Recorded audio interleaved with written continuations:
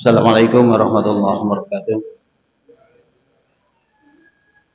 Bismillah, alhamdulillah, salatu wassalamu ala rasulillah wa ala alihi wa sahbihi wa mawalah. La hawla wa la quwwata illa billah. Amma ba'd.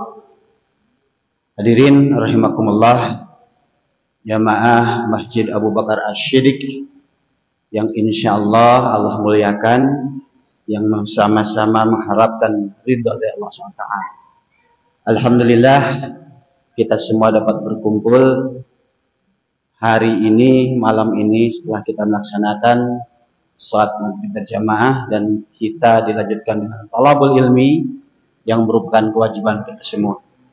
Insyaallah yang akan menyampaikan kajian pada malam hari ini adalah Bapak Ustadz Haji Irfan Jamil SAG. Insyaallah tema yang akan disampaikan adalah menjaga kehormatan Islam. Untuk mempersingkat waktu, kami silakan pada Bapak Ustadz untuk dapat menyampaikan materinya. Silakan Ustadz.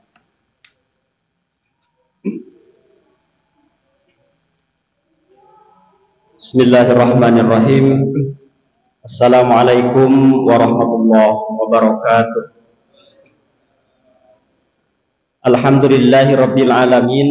Alhamdulillahilladzi allafa baina qulubina fa asbahna bi ni'matihi ikhwana wa huwa ghayatuna.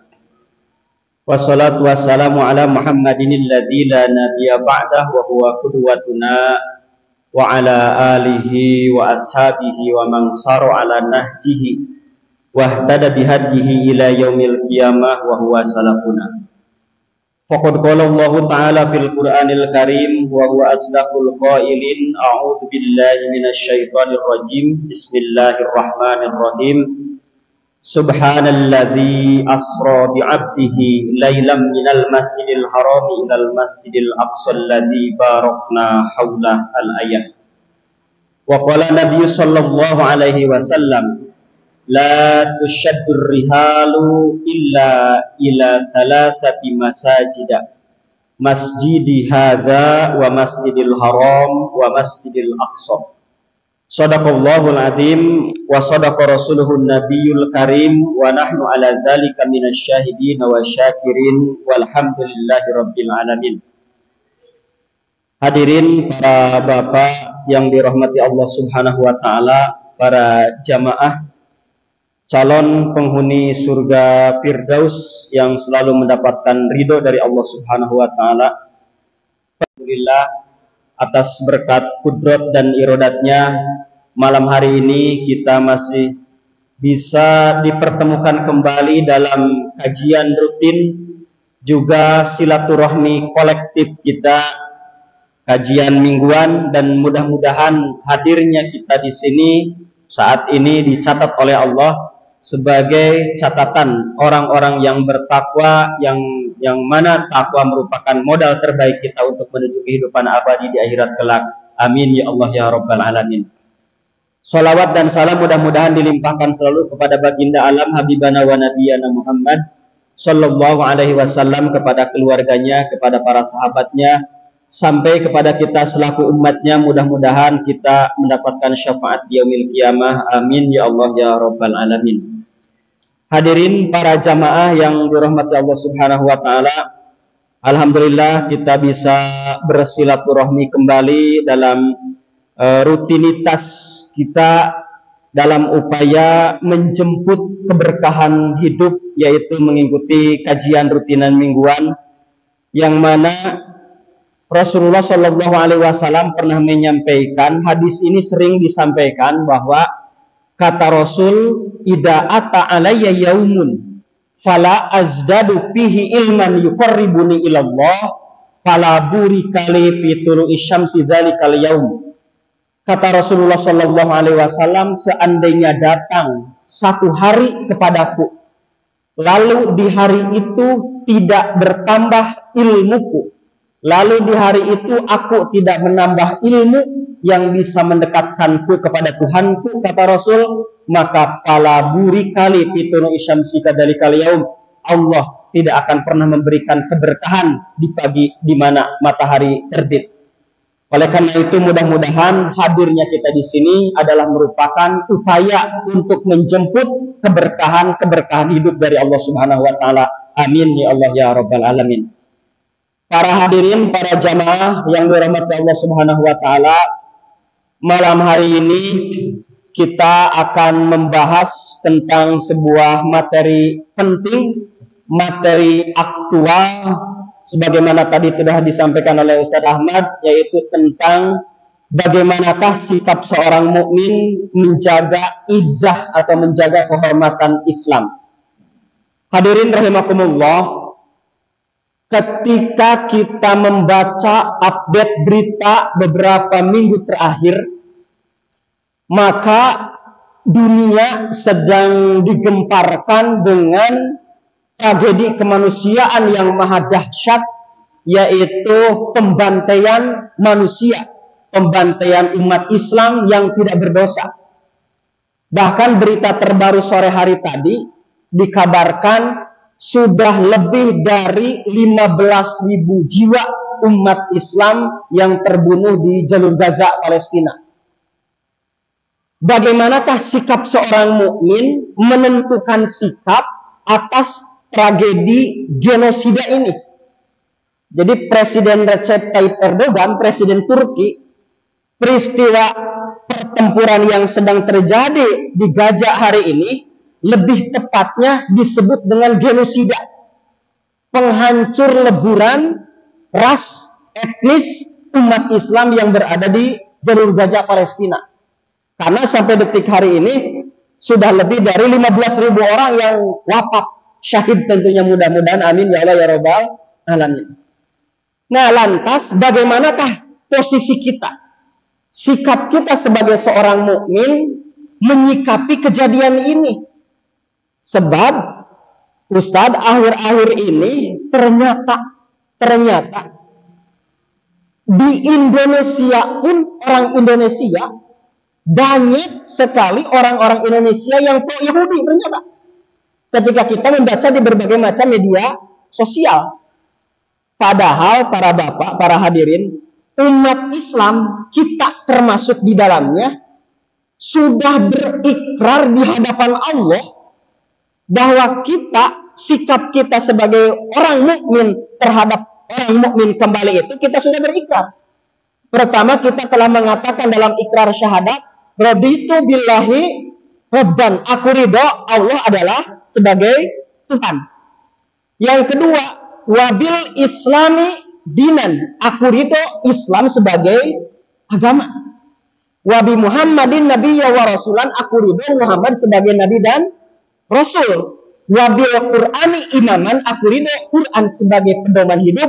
Wabil Ka'bati kiblatan, aku ridho Ka'bah sebagai corong atau pusat kiblat umat Islam. Dan wabil mu'minina ikhwanan, terhadap semua manusia yang mengaku dirinya sebagai seorang mukmin, maka aku ridho dia adalah sebagai saudara. Akhir-akhir ini Pak, di laman media sosial, bahkan di berita-berita online dikabarkan bahwa antek-antek Zionis Israel yang sampai detik ini banyak negara-negara Islam yang tidak mengakui Israel sebagai negara. Ternyata dia telah menyebarkan buzzer-buzzer orang-orang yang digunakan untuk membackup berita, bahkan memberitakan kebaikan-kebaikan Israel, ternyata di seluruh dunia, di seluruh negara, bahkan termasuk di dalamnya apa? Indonesia. Nah, makanya apabila kita melihat berita-beritanya, jangankan menulis update status tentang masalah Palestina, bisa jadi video yang akan diupload ini juga nanti bisa di-ban. Karena kita membela hak-hak siapa? Palestina. Nah, sikap kita bagaimana terhadap tragedi kemanusiaan ini? Pertama, wajib bagi kita, ini sikap seorang mukmin, wajib bagi kita membela hak-hak dan keselamatan umat Islam yang berada di mana? Di Palestina, khususnya di jalur Gaza. Kenapa? Pertama, dari sisi konstitusi, Undang-Undang Dasar telah mengatakan bahwa kemerdekaan adalah hak segala bangsa dan penjajahan di atas muka bumi ini harus dihilangkan. Ini apabila kita mengacu terhadap undang-undang. Yang kedua, alasan sebagai seorang mukmin kenapa kita harus mendukung, berdoa paling minimal untuk keselamatan bangsa orang-orang Palestina, khususnya umat Islam. Ada 5 poin para bapak, 5 poin penting yang akan kita bahas malam ini tentang alasan kenapa kita harus membela Palestina.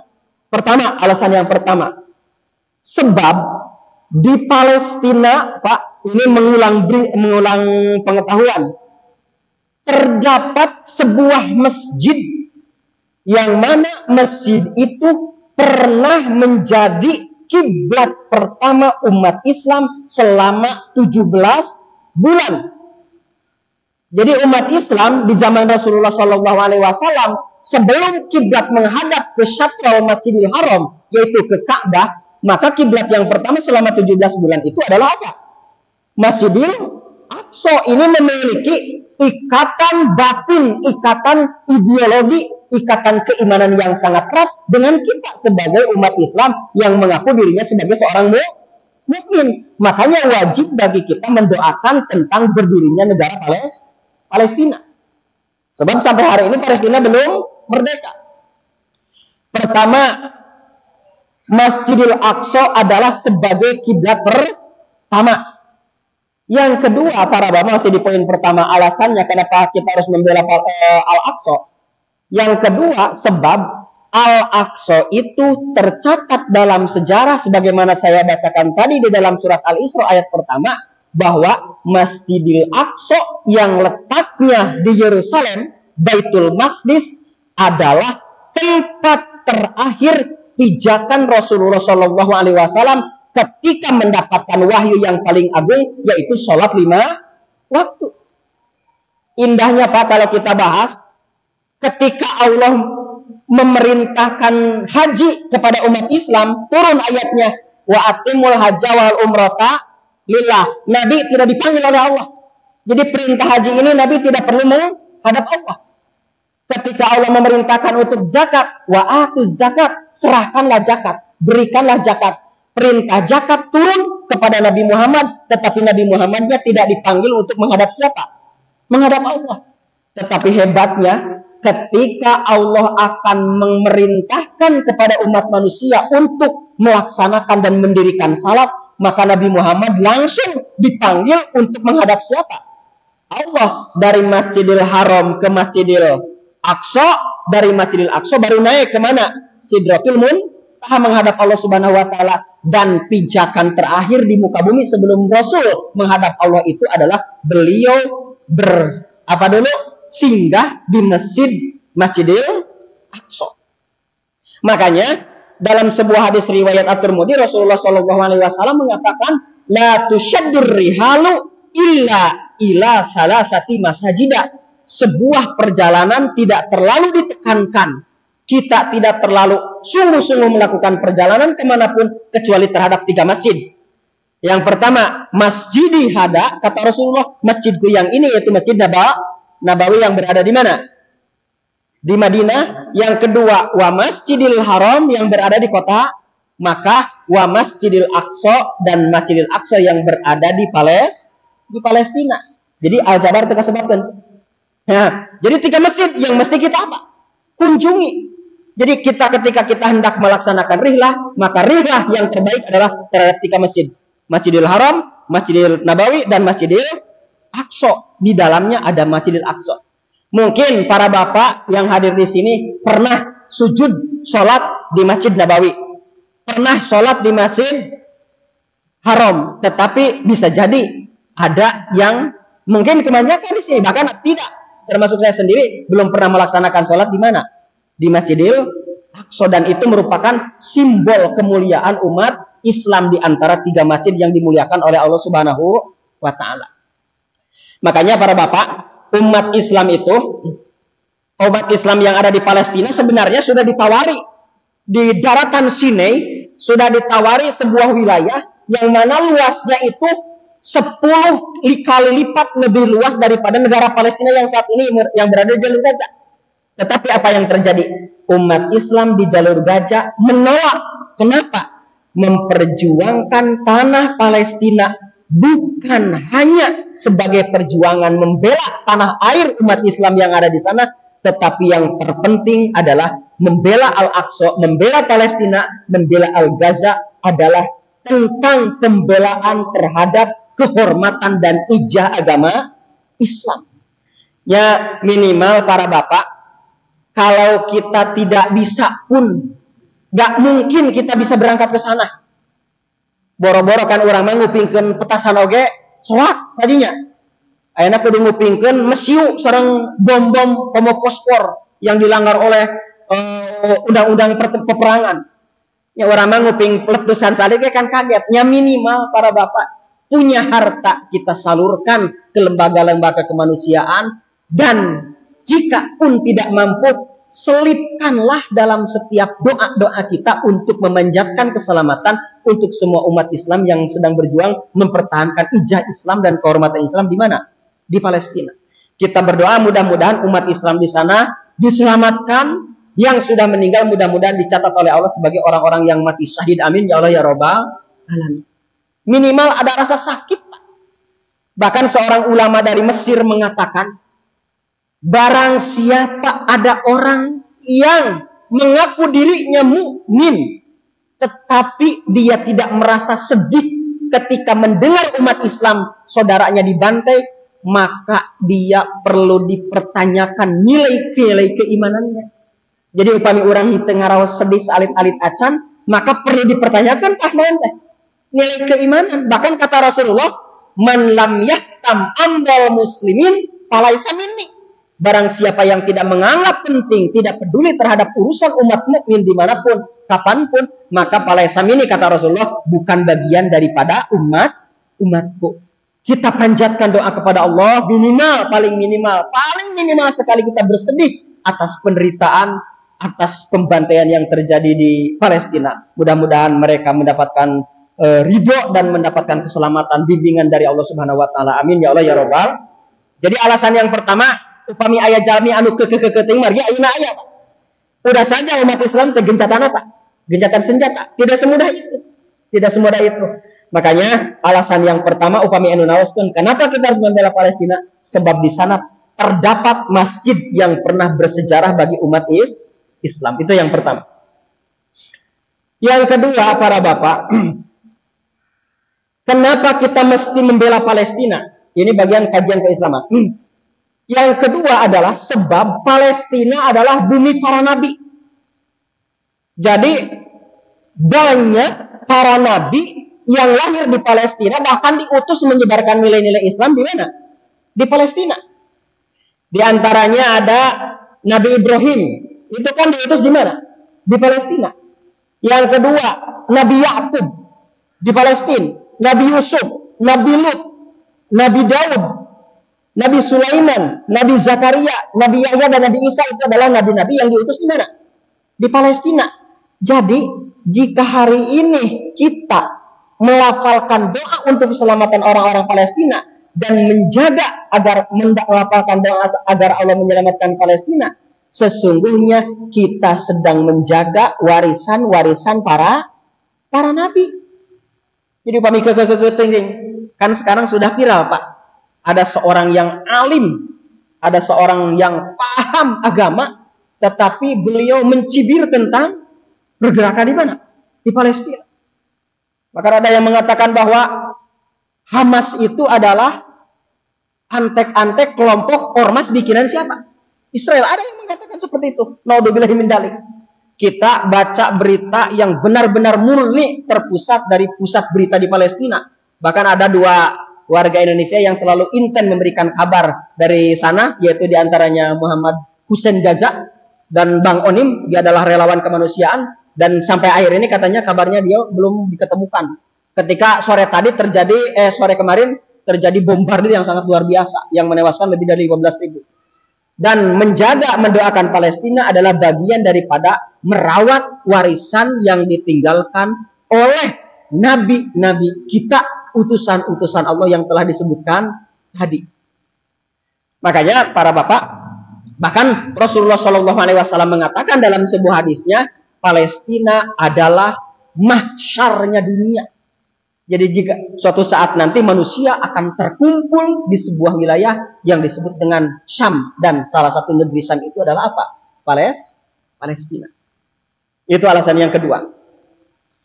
Yang ketiga, para bapak, kenapa kita penting membela Palestina? Sebab Palestina adalah sebuah negeri yang termasuk ke dalam panjatan doa yang pernah dilafadzkan oleh Rasulullah Shallallahu Alaihi Wasallam. Dalam sebuah doanya Rasulullah Shallallahu Alaihi Wasallam mengatakan, Allahumma barik lana fi syamina wa fi yamanina. Ya Allah, berikanlah keberkahan kepada kami semua, di mana? Di Syam kami semua, dan di Yaman milik kami semua. Negara Syam itu kan banyak. Di antara yang disebut dengan negara Syam itu Syria, dan juga di antaranya adalah Palestina. Bahkan jadi negara Palestina itu adalah sebuah negara yang termasuk ke dalam doa-doa Rasulullah SAW, di mana Rasul memohon keberkahan kepada Allah Subhanahu wa Ta'ala, akan diturunkan keberkahan. Sampai hari ini para bapak, sudah lebih dari jutaan bahkan manusia yang mati secara sia-sia di mana? Di Palestina. Mati tanpa salah, mati tanpa dosa. Karena begitulah watak orang-orang Yahudi. Allah Subhanahu wa Ta'ala mengatakan di dalam Al-Quran, walan tardo angka Yahudu walan nasoro hatta tattabi'a millatahum. Lan tardo angkal Yahudi, tidak akan pernah ridho kepada kalian orang-orang Yahudi, walan nasoro, dan tidak akan pernah ridho kepada kalian orang-orang Nasrani sampai kapan? Hatta tattabi'a millatahum, sehingga kita mengikuti jejak-jejak agama mereka. Jadi satu acan orang nuturkan karena agama-agama maranehanana, maka orang-orang Yahudi tidak akan pernah menghentikan perjuangannya untuk menghancurkan nilai-nilai keislaman di mana? Di muka bumi. Makanya para bapak, ada sebuah hadis Rasulullah Shallallahu Alaihi Wasallam, ini paling ngeri, Pak. Kata Rasulullah, ciri akhir zaman nanti adalah di mana harga diri agama itu dinilai hanya dengan dirham dan dengan dinar. Jadi orang-orang akhir zaman nanti akan menilai kehormatan agama itu adalah dinilai dari sisi materi. So, Pak, banyak hari ini yang terkagum-kagum dengan kehebatan militer, alat perang, dan kehebatan intelijen mana? Israel. Bahkan ada yang mengatakan, pakar intelijen Indonesia juga, bahwa intelijen Israel adalah intelijen terbaik.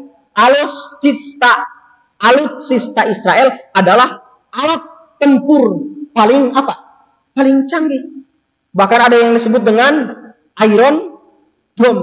Dan ternyata teori-teori kehebatan itu yang dibangga-banggakan oleh sebagian besar umat manusia, termasuk di Indonesia pun, hancur di hadapan orang-orang pejuang Palestina, militan Palestina.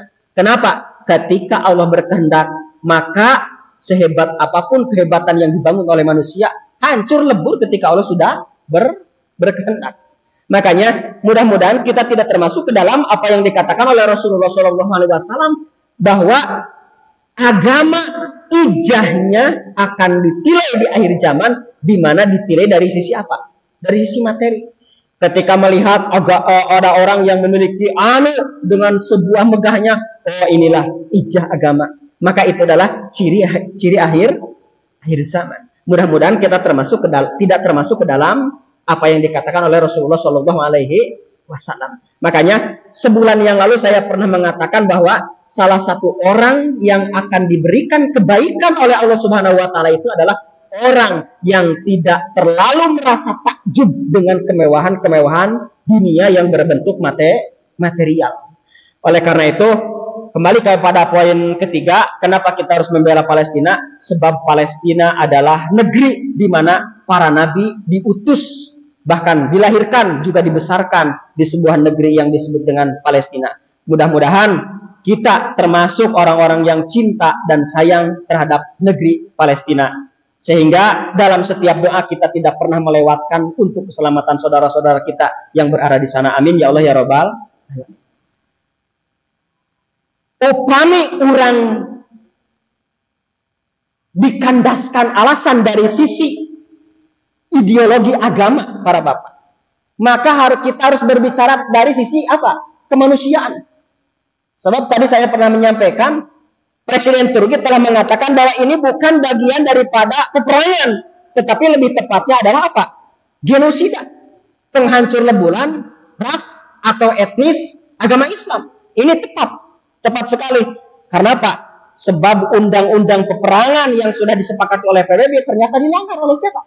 Oleh Israel. Mereka perang menggunakan bom fosfor. Tentu di sini ada yang lebih paham. Dan itu adalah merupakan zat kimia yang paling berbahaya.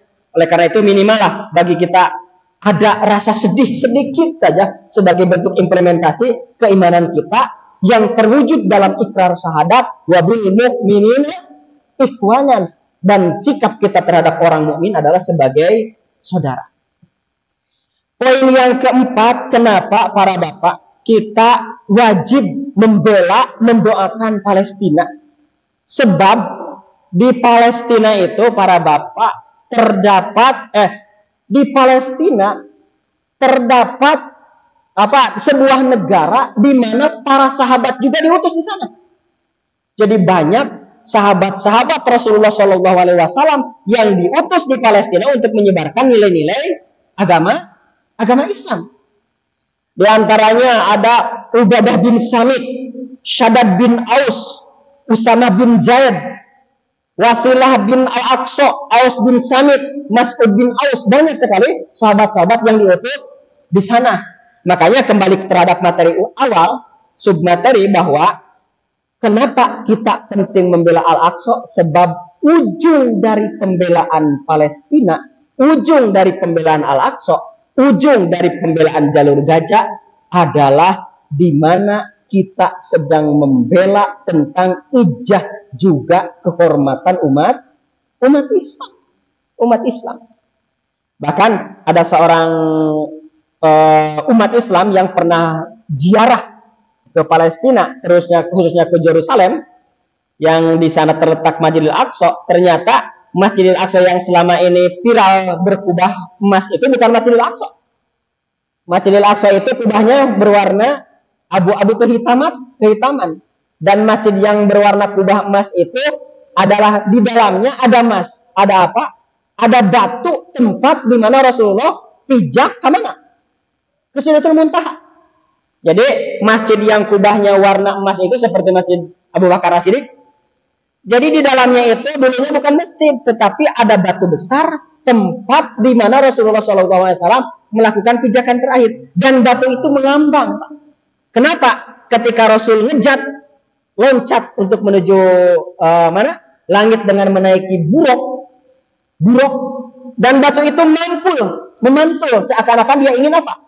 Ingin ikut dengan Rasulullah SAW, dan batu itu mengambang, dan itu merupakan saksi sejarah tentang bagaimana Rasulullah SAW menerima wahyu dari Allah Subhanahu Wa Taala. Sehingga sekali lagi saya tekankan, ini sudah saya sampaikan di berbagai macam kajian khutbah karena ada instruksi dari ulama-ulama dunia bahwa wajib bagi kita untuk berdoa untuk keselamatan umat Islam khususnya yang berada di Palestina, jalur Gaza dan Yerusalem di seputar Masjidil Aqsa. Mudah-mudahan kita, meskipun tidak berangkat ke sana, mudah-mudahan kita termasuk bagian daripada orang-orang yang peduli terhadap keselamatan umat Islam. Jauh lebih dari itu, peduli terhadap simbol ijah dan kehormatan umat Islam, yaitu Masjidil Aqsa. Mudah-mudahan kita tercatat orang-orang yang termasuk ke dalam bagian daripada itu. Amin ya Allah ya Rabbal alamin. Poin yang paling terakhir, yang kelima, kenapa kita penting membela Masjidil Aqsa, membela Palestina? Sebab Palestina di negeri Palestina dalam satu riwayat dikatakan bahwa Palestina adalah sebuah negara di mana Nabi Isa akan membunuh Dajjal. Jadi Dajjal miniaturnya hari ini kan sudah banyak. Miniaturnya sudah banyak. Di Indonesia banyak miniatur Dajjal. Dan Dajjal yang paling dahsyat adalah di mana nanti di akhir zaman akan muncul. Sehingga Pak, memohon pertolongan agar kita selamat dari fitnah Dajjal itu, Pak Haji Agus, kita sering bacakan di ujung sholat, betul nggak? Allahumma inni a'udzubika min adabil qabri wa min ada binar wa min fitnatil mahya wa mamat wa min fitnatil masihid Dajjal. Ada tekanan Pak dari Rasulullah, hal yang harus ditekankan, kata Rasul, jika suatu saat nanti telah muncul Dajjal, maka ikatlah anak dan istri kalian di rumah sekencang-kencangnya. Kenapa? Daya tarik Dajjal itu luar biasa para bapak. Jangankan kita melihat Dajjal, baru mendengar suaranya saja kita sudah tertarik kepadanya, sehingga kita sulit untuk lari dan untuk istiqomah atas ajaran agama Islam. Makanya ketika kita mendengar sudah ada hadir Dajjal, maka kita harus diam di rumah, ikat anak istri kalian di dalam rumah. Dan Dajjal itu dalam satu riwayat kata Rasulullah SAW akan dibunuh oleh Nabi Isa di sebuah negara apa yang disebut dengan Palestina. Makanya Palestina itu menyimpan sebuah sejarah besar, peristiwa besar, dan akan terjadi peristiwa besar di sebuah wilayah apa yang disebut dengan negara Palestina.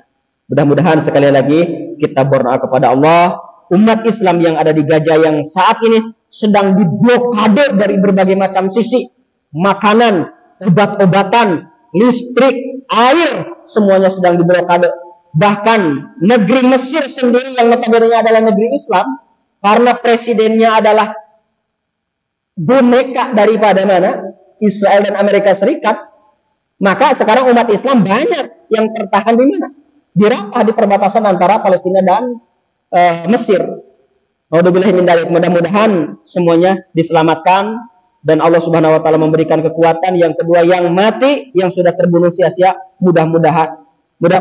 yang sudah terbunuh mudah-mudahan dicatat oleh Allah sebagai orang-orang yang mati dalam keadaan syahid tentunya. Amin ya Allah ya rabbal alamin. Dan mudah-mudahan hadirnya kita di sini mendengarkan materi singkat tentang kepedulian kita terhadap Palestina, karena kita tidak bisa berjuang secara langsung, mudah-mudahan kita dicatat nanti dan dikatakan sebagai laporan kepada Allah bahwa kita adalah orang-orang yang peduli terhadap umat Islam, saudara kita umat mukmin yang berada di Palestina. Amin ya Allah ya rabbal alamin. Mudah-mudahan ada manfaatnya. Mohon maaf atas segala kesalahannya. Assalamualaikum warahmatullahi wabarakatuh. Sayyidina wa habibina wa syafiina wa karimina wa maulana Muhammad wa sallim wa radallahu tabaraka wa ta'ala an kulli sahabati rasulillahi ajmain. Amin ya Allah ya rabbal alamin. Alhamdulillahi rabbil alamin, hamdan syakirin, hamdan naimin, hamdan yuwafi ni'amahu yukafi'u mazidah. Ya Rabbana lakal hamdu kama yanbaghi li jalali wajhikal karimi wa 'azimi sultanik. Allahumma la tada' lana fi maqamina hadza dhanban illa ghafartah, wa la hamman illa faradta, wa la dainan illa qadaita, wa la hajatan min hawaijid dunya illa qadaita wa yasarta ya arhamar rahimin. Allahumma dfa'na al-balaa'a wal waba'a wal balaa'a wal fitana wal mihana wasyada'idal mukhtalifah min baladina hada khassah wa min buldanil muslimina amah, innaka ala kulli syai'in qadir. Allahumma ansur juyusal muslimin wa asakiral muwahhidin. Allahumma ahlikil kafarata wal musyrikin wal hasidina wad dhalimin. Allahumma ansur juyusal muslimina fi Palestin. Allahumma ansur juyusal muslimina fi Gaza. Allahumma ansur juyusal muslimina fi kulli makan. Allahumma ansur juyusal muslimina fi kulli buldan wa damir a'da'ana a'da'aka a'da'adin bihaqqi jabbaratika ya rabbal alamin. Rabbana hab lana min azwajina wa dhurriyyatina qurrata a'yun waj'alna lil muttaqina imama. Rabbana atina fid dunya hasanah wa fil akhirati hasanah wa qina adzabannar. Subhana rabbika rabbil izzati amma yasifun wa salamun alal mursalin alhamdulillahi rabbil alamin. Al-Fatihah. A'udzu billahi minasyaitonir rajim. Bismillahirrahmanirrahim. Alhamdulillahirabbil alamin arrahmanir rahim maliki yaumiddin. Iyyaka na'budu wa iyyaka nasta'in ihdinas siratal mustaqim siratal ladzina an'amta 'alaihim ghairil maghdubi 'alaihim waladdallin. Assalamualaikum warahmatullahi wabarakatuh. Mari kita tutup dengan doa untuk majelis sama-sama. Subhanakallahumma wa bihamdika asyhadu an la ilaha illa anta astaghfiruka wa atubu ilaik. Assalamualaikum warahmatullahi wabarakatuh.